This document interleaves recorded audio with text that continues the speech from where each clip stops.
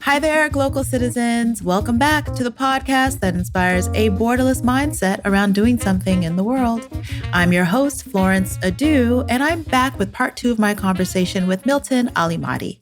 Again, Milton is the publisher of the Black Star News. He's also the author of Hearts of Darkness, which is about the history of Western media demonization of Africa. He's an adjunct professor of African history at John Jay College of Criminal Justice here in New York City. And he can be heard every Tuesday at 3 p.m. on WBAI 99.5 FM radio and WBAI.org as the host of the Black Star News. So let's get right back into my conversation with Milton.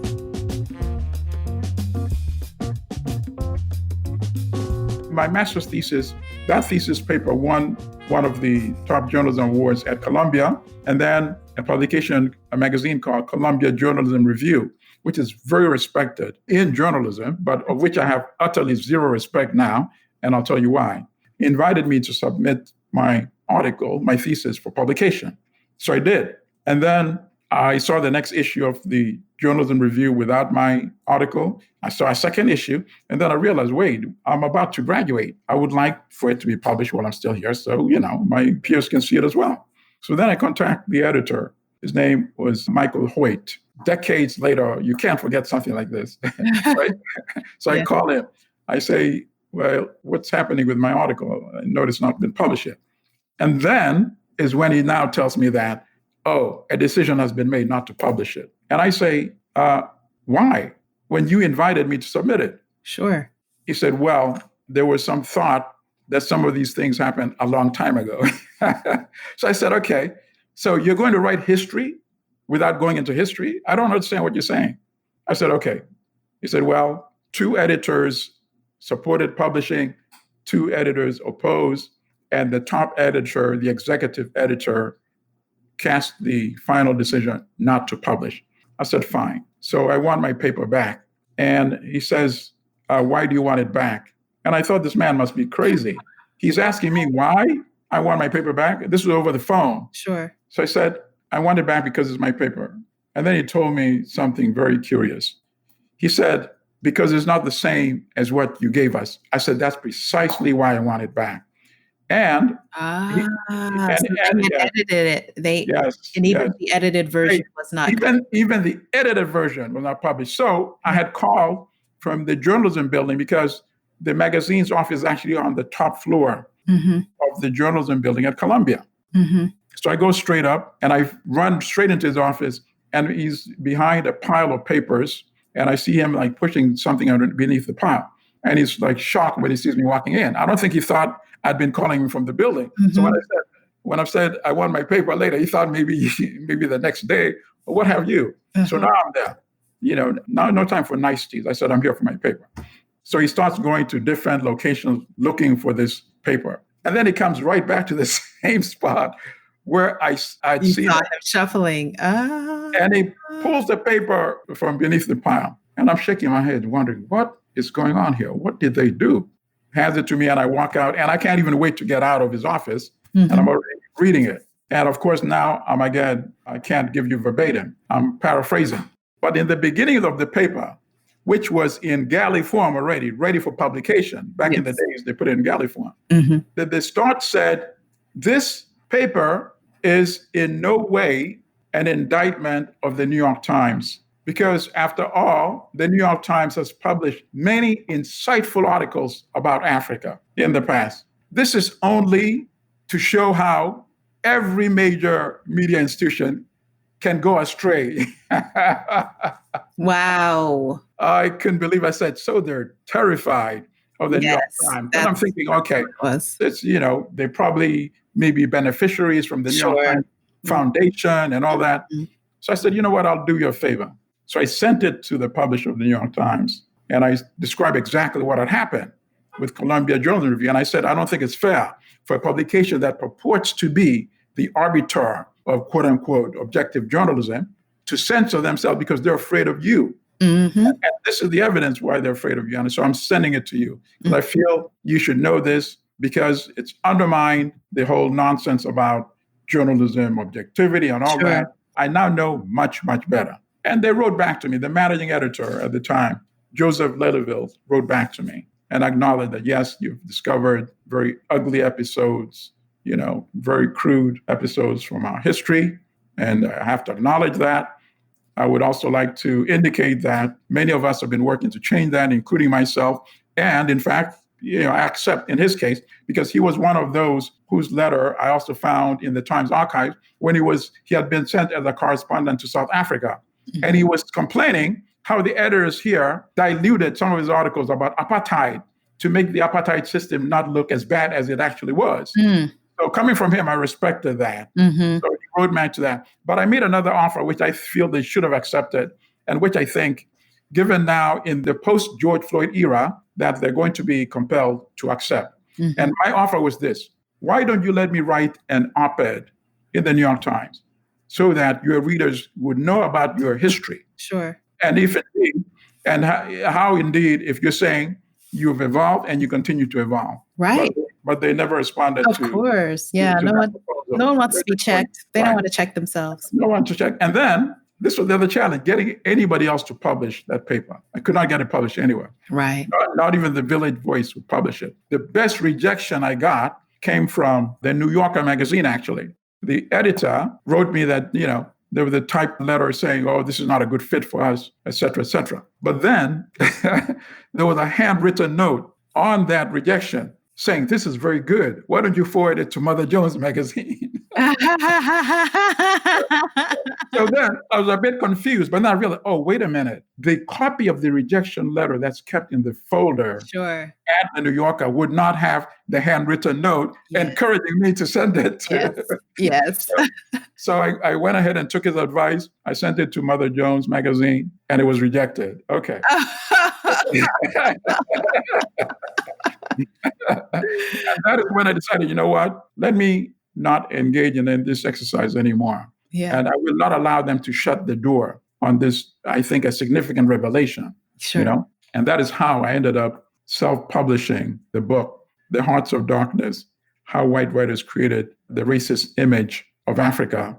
And I've been able through the years to sell 5,000 copies self-published. But now I would like to announce that I do have, in fact, a publisher. I just signed a contract. Finally, after all these decades, I signed a contract last month. And the title of the book is going to be different. I think it's going to be something like Manufacturing Hate. Ah, okay. How Africa was demonized in Western media, something like that. So the book should be coming out with this new title sometime this year, 2021. And I think the New York Times, once again, will have an opportunity to address that part of their history that they wish that people should not know about. In fact, a few weeks ago, there was a publication, I forget the name of the publication, fortunately, somewhere in the Midwest, I believe. It's a major publication, a newspaper, that has owned up to its racist coverage in the past and has been publishing a series of articles about their historical racist depiction of African Americans and owning up to that. And when I read that, I imagined, and I know that probably some editors at the New York Times also read that, and they're familiar with my work because every time I printed a new batch of my self-published book, I made sure I would send copies to the publisher of the New York Times and to the editors, and they've acknowledged receiving the books, and even on one case, I made some remarks about the quality of the content of the book. Sure. Wow, I remember going to your book launch. There you go. Yeah. So I'm so excited for you. Congratulations. I'm glad to hear that. Yeah. So, but in the interim, the book is available, or should we tell our listeners to hold tight and wait for the new release? They should hold tight. The one that is available is the original version.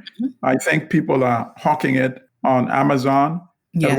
At one time, I saw a ridiculous price of I think $600. I think it's come down to maybe like $150 now. And there are some copies for $75, I think. Oh, wow.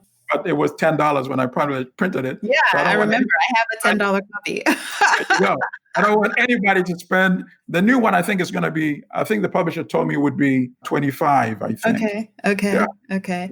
And, I see good things for this, particularly as we were talking about education and journalism. This is something that we hope curriculums begin to really change and acknowledge and show how the institution. I think people have this idea like, oh, it's institutional, but we really need to see how, apparently, for people to believe that this actually happens. So thank you for that work. Thank you for that. Thank you.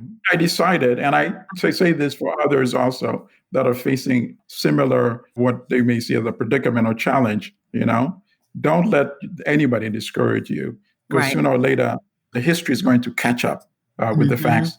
And I think the history has done a lot of catching up in this case. Absolutely. By force. Yeah. By force in some cases. Yeah. So Milton, speaking of speaking, and I wanted to ask you, I'll ask you this Glocal Speak question, but I also wanted to ask how life growing up in East Africa was, like in Tanzania, like going from Uganda to Tanzania. Before we get into that, let me ask you my Glocal Speak question. So this is a we want to hear what you hear question. So I asked my guests to share a word, phrase, or saying that is a meaningful part of your local experience and why or how you came to value this as Glocal Speak. So you live in the Bronx, it could be something from the Bronx, or, I always give a little bit of flexibility because it could be something that's more near and dear to you in your native tongue. So tell us, what's your Glocal Speak? When many doors close, many more are open. Oh, okay.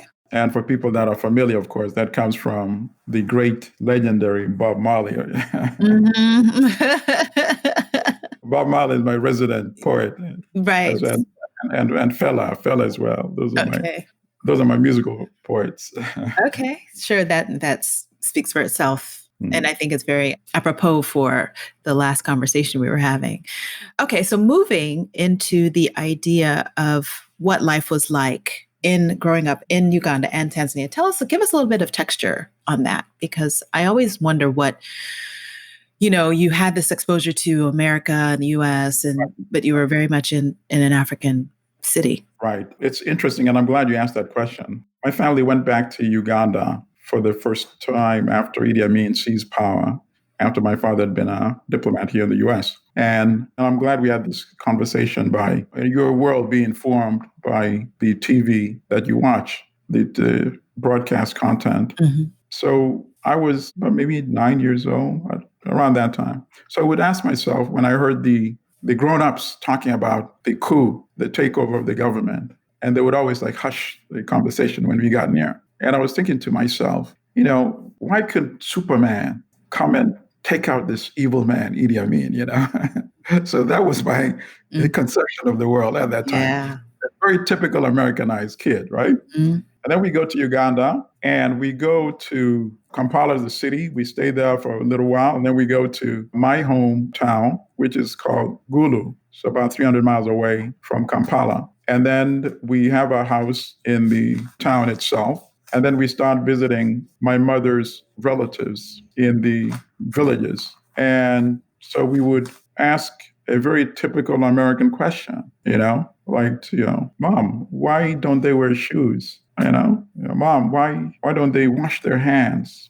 Oh, Mom, we're not going to play with these kids, And we had this American impression of Africa and African, and that was our first free contact. And we would always hang around our mother. We didn't want to play with, those kids, right?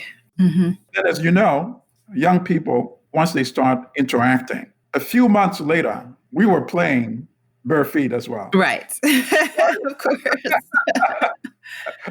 We ended up giving away all our clothes to these kids. It was so bad that my mother actually had to go and get them back. Recover them. We had nothing left to wear. And we were enrolled in a primary school in the town. And we rejected that. We refused. We didn't want to be driven, with the car to school. We wanted to go to the village school where every kid came, Nobody had on shoes. It was a very village type school, but the education was excellent. The teachers were, and that's the amazing thing.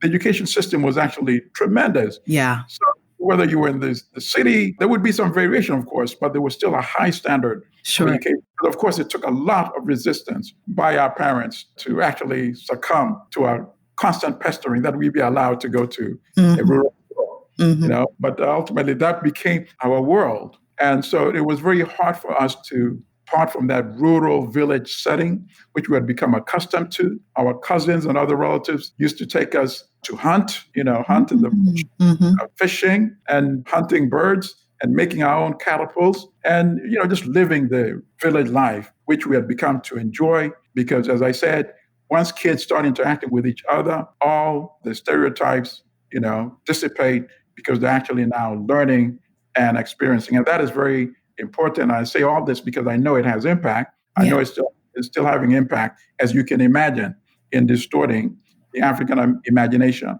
in the Western mind. So we were very sad to leave that world when my family had to flee from Uganda to go into exile in Tanzania. And then in Tanzania, we lived in the capital city of Dar es Salaam, Tanzania. At that time, the president was the late Julius Nyerere, who was an African leader and a socialist. So in Tanzania, that is when I started getting exposed at that young early age as a teenager to socialist teachings and African teachings, and develop even much more appreciation of Africa on an intellectual level. Sure. And started reading Julius Nyerere himself, started reading Kwame Nkrumah, Steve Biko, and all these other Pan-Africans. So that was my political education and uplift in consciousness, I would say, really occurred in Tanzania. And then, of course, I also developed a deep interest in, as I said, in film, in cinema. I read a lot of books, but I also used to go to movies all the time. They're not the best type qualities, Right. Some were martial arts, kung fu movies. Yes.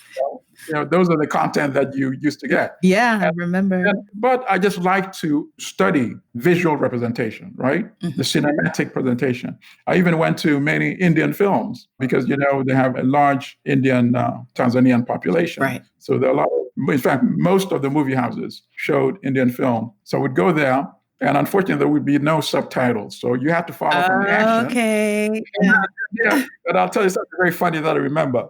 That, Africans, Tanzanians, would also be, and this is the annoying thing too, but it wasn't annoying for me because I didn't understand what was going on anyway. So they would be talking out loud, explaining what was being said. So you would have a Tanzanian speaking Swahili, explaining what was being said in the Indian movie. And then you would have another Tanzanian from another end of the theater shouting and opposing what that translator said. No, that's not what they said.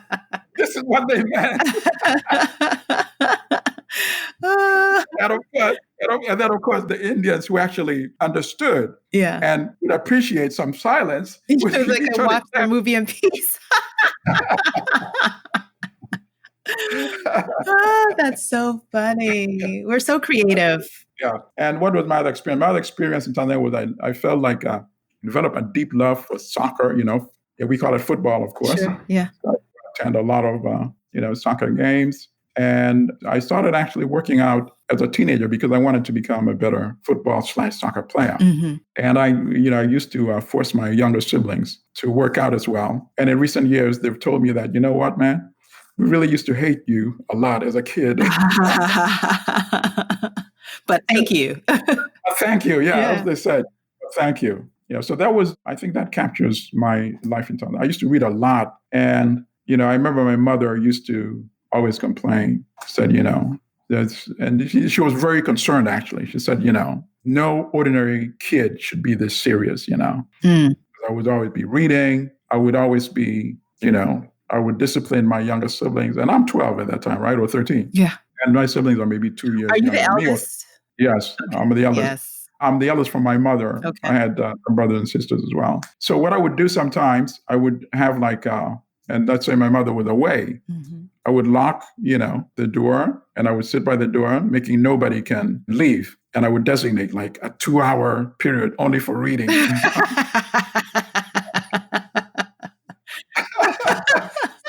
So my mother sat me down and said, 12-year-olds shouldn't be doing stuff like that.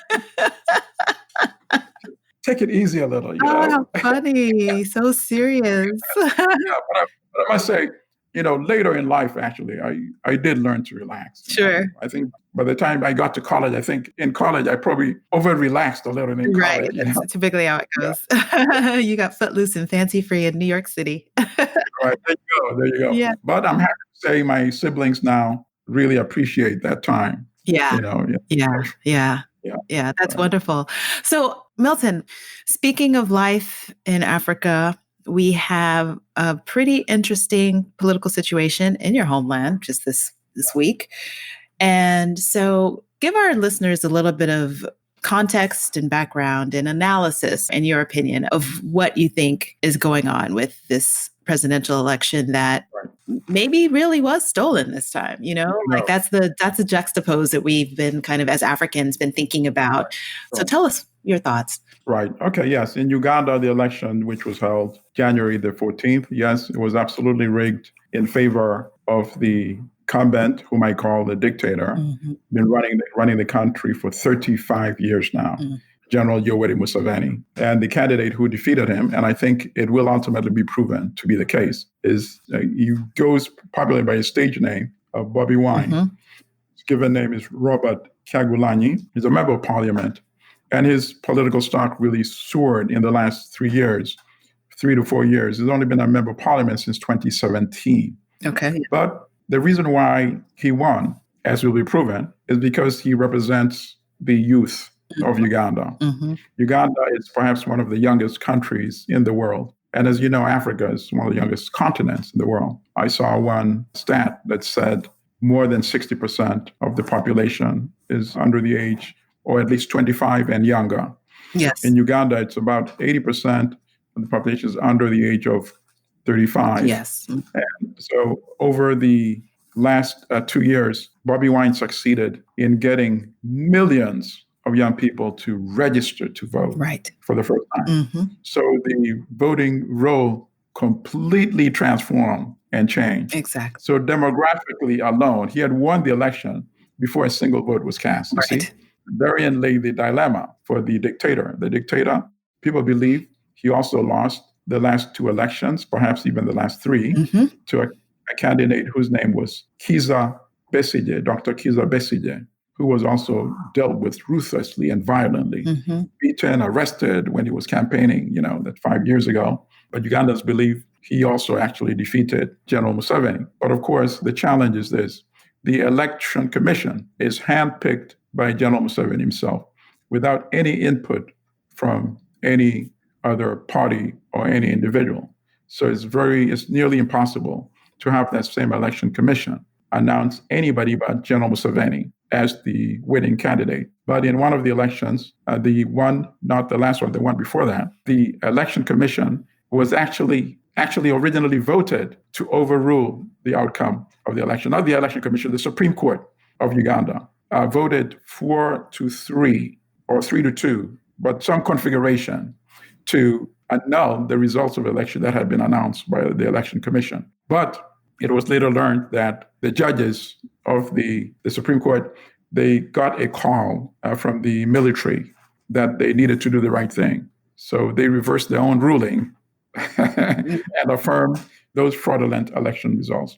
In Uganda, we have a similar situation right now. But what Bobby Wine's supporters were able to do, they developed an app called You Vote. Yep. And what that app allowed their polling agents to do was to take an image of the declaration form, which has the total votes of all the candidates and which had been signed by each of the candidates' representatives at the polling stations, right? And that is the reason why the dictator decided to shut down the internet. The internet has been shut down in Uganda since last Tuesday, 2 days before the election. And that is why they've had a challenge in transmitting the records from the declaration forms to You Vote.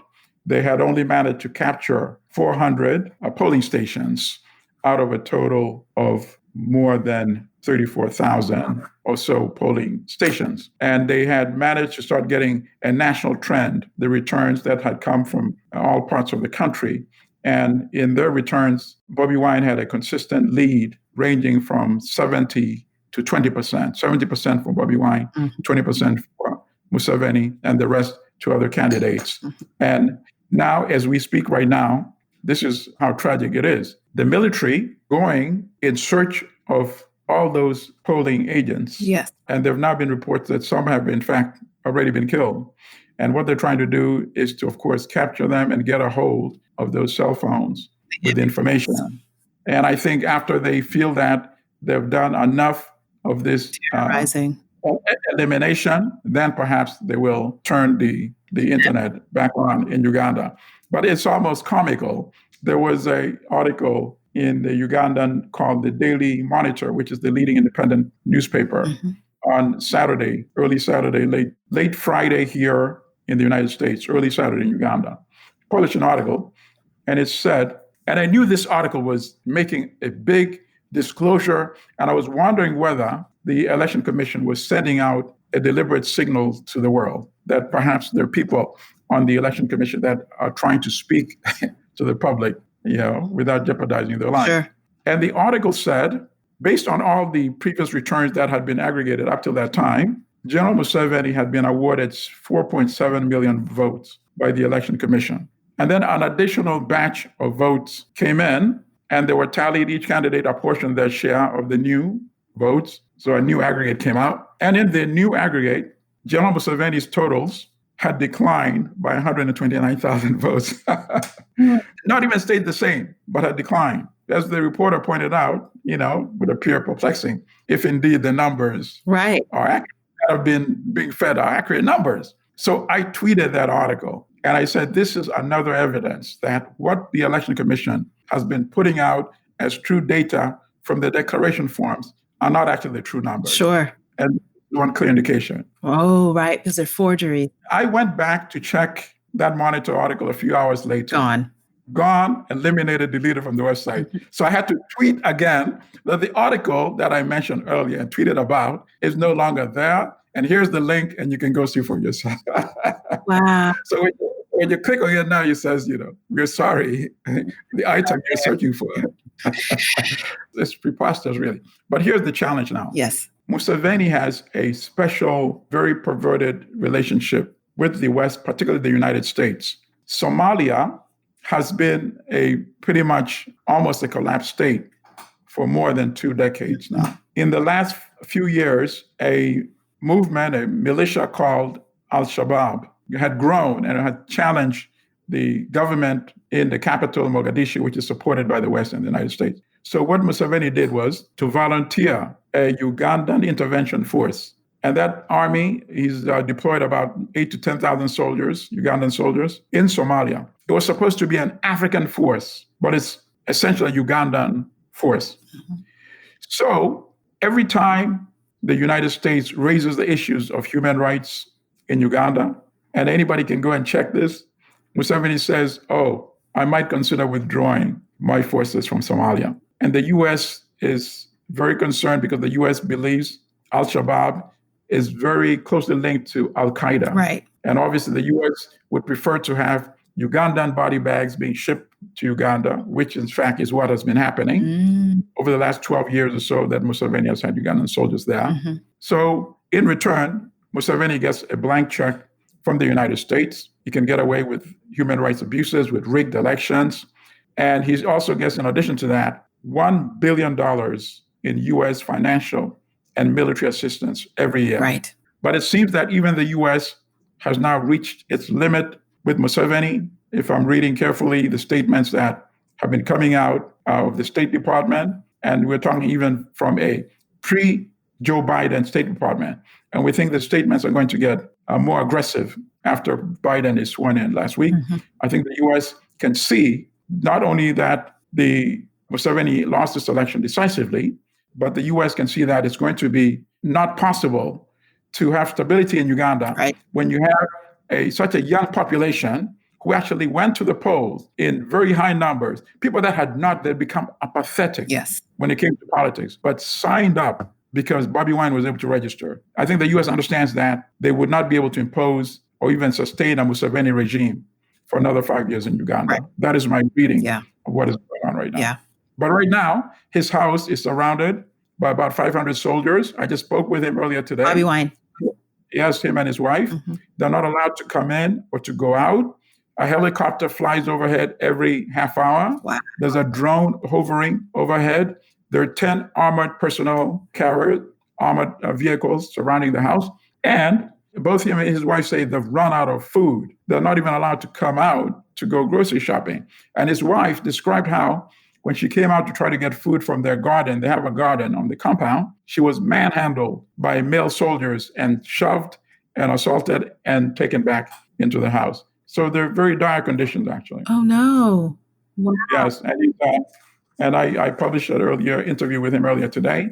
And he's calling for assistance that the countries that have financed Museveni and allowed him to impose this kind of regime should tell him to back off and end that siege of his home and allow his family to be able to come out and to get food, and get water. Yeah. What threat are they? That is the stand up. The threat is that if young people start mobilizing, it's probably going to be very difficult to stop it. And Museveni knows what happened in neighboring, now separated between South Sudan and Sudan, but it used to be a directly neighboring country.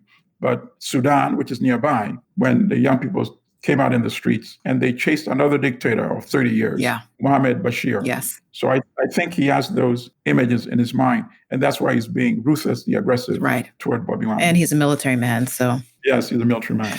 Right. Wow. Well, we are going to be keeping our eyes and ears peeled if we can ever get full-on information. Yes, absolutely. Yeah. And all that is, one of the sad things about Africa, because as you know yourself, there's so much talent in Africa. Yes. And let's say a country like Ghana, for example, it may have its own challenges, but it's nowhere comparable to the kind of issues that people are still dealing with in Uganda. Right. In Uganda, we have a person that's captured the state for 35 years. So it means all the talent of young Ugandans, the entrepreneurial Ugandans, professional Ugandans cannot be used to benefit Uganda. Right. So the whole country ends up being in a comatose condition. A holding pattern. The best minds leave the country, or the best minds are not allowed, even the ones in the country, to become a part of the system because the dictator works with people only from his part of the country and his closest associates.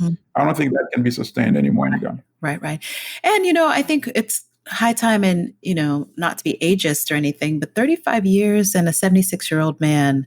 Yes, this is not right. That's not the future for Africa. We need. No, it's not. And Africa has so much to offer Africa and to offer the world. Yes. We need to get way beyond that. Indeed. So we can start creating the new kind of systems based on economic cooperation between and amongst larger African regions. And we have the African Continental Free Trade Agreement, which is supposed to become functional, but they cannot really become fully functional if you still have these kind of pockets where you have one individual disrupting the entire system. Right. And you need to be in a relatively harmonious political and economic environment. Yeah. And enabled by Western economies. That's the key piece, is that we have to let that elephant show up in the room, because that's the key piece. Yeah. Wow. Okay. So speaking of how do we get out of that, this is my mindset hack segment. So I want to ask you, what's your favorite or an innovative mindset hack? Now, this is one that you could imagine or one that you know of. Okay, where I would actually hack into the mind of. So basically, it's how do you get your mind in a place that is different, beneficial, helps you to overcome, to persevere, to be your best you? When I take long walks. Okay, that's good. Yeah. I used to jog a lot more, but it takes its wear and tear on the knees and the ankles, especially on the hard pavement outside, So now I mix it up a little more. Okay, good. But I think that's some of the most rewarding times, in terms of, I become very creative. Yeah. I come back and then the first thing I do is sit down and commit some of the ideas to notes. Yeah. Or sometimes I have to actually stop and text myself, I do the same. Continue. Yeah, I do that too. Yeah. Walking. So what are some of your favorite walks? You said you live in the Bronx. Yeah, so I just go around the Bronx Zoo. I do the entire circumference, right? Mm-hmm. Nice. And if those of you don't know, the Bronx Zoo is in one of the most green parts of the Bronx. Exactly. Right. Yeah. So that's a very nice walk. Wonderful. That's what we're doing. Of course, if I could go to a beach right now in the the Bahamas, That would be a nice source also too. Hello, me too. I'm such a beach girl. And in 2020, I went to the beach twice. So before the pandemic, and then I came back to New York and I was like, oh, I'm going for my birthday. So on my birthday, and then once in Ghana before everything was locked down. And so I just miss it so much. And it's a different world altogether. It really, yeah. So, okay, so get those long walks in, folks. That's a wonderful mindset hack. So, Milton, our time is coming to a close. But before we get to the last of my questions, I want to ask not about what you do, but about who you are. So tell us, I know you're a huge reader, you don't watch too much television, but what are you listening to these days? I listen to some Congolese music, okay, to the older school, the classics, like Franco, who's known as Franco. I think his given name was Luambo Makiadi. So I enjoy Franco a lot. He had like hundreds, I think, of albums. So anything Franco is good. Okay. I listen to Fela a lot, and I listen to Bob Marley. Sometimes I listen to the Jimi Hendrix and Carlos Santana because I enjoy the guitar. Yeah. And that's part of the reason why I actually like Franco a lot too. I think that is the most. I think the Rolling Stone magazine came out with an issue that had, I think, was it either the 50 top guitarists of all time or 100 guitarists. And Franco was not, listed, obviously, because they're ignorant, of course, of African music. Sure. And I think I wrote to them, and I'll continue writing until somebody there recognizes. Listens, yeah. Franco's guitar. So that'll be in the show notes, folks. You'll be able to do some research on listening to Franco and these other better known artists. Yes. But those are great tips. Yeah. So Milton, any last words for our listeners before we sign off? Believe in yourself even when nobody else does. If you know you're onto a good thing, and that has really carried me a lot, really.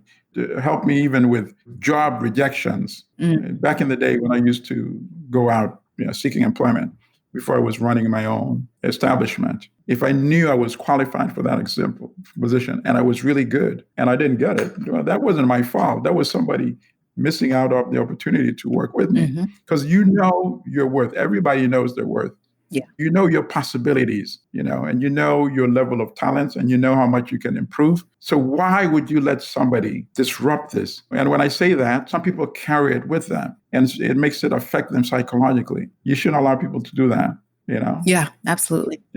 Once you value your worth, just keep at it. Sooner or later, the right thing will happen. Absolutely. I like that. And, I was listening to something earlier, and particularly when there's a generational aspect to those who aren't believing, because I feel like, and this kind of speaks to our conversation about the difference between Bobby Wine and Museveni, is that, our parents' generations, time didn't move so fast. Right. So, right. You could say, don't do it. You're not going to be any good at it because examples show that over 100 years, no one was good at it. But time moves so much more quickly now. So what you believe you can do it because it takes 5 years to change now. Actually, technology changes every 10 months, 10 to 12 months. So it's just a much different context. So I really appreciate you saying those words. And I'm glad you said that, actually. So you can imagine how difficult it is for Museveni to appreciate that transformation. Absolutely. And how totally out of it he really is. He's not able to fully appreciate that. Yeah. That's a very good way to wrap it up. Yeah, absolutely. All right, listeners, thank you so much for joining us. And before I sign off, I want to give a shout out to my editing team. It's Podatory, this group of young people based out in the Philippines. So they've just recently launched Podatory, which offers professional audio editing and mixing solutions for podcasts. So if you're looking for that professional audio touch on your podcast, just head over to their Facebook page, which is facebook.com/Podatory, Poditory, to know more. So I want to give them a shout out.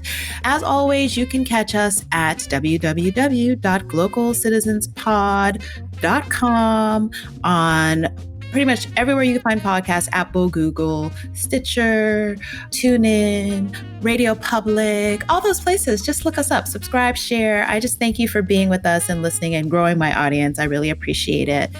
And Milton, thank you again so much for joining me. Thank you, Conrad. Thank you. Thank you, you too. And until next time, listeners, bye for now.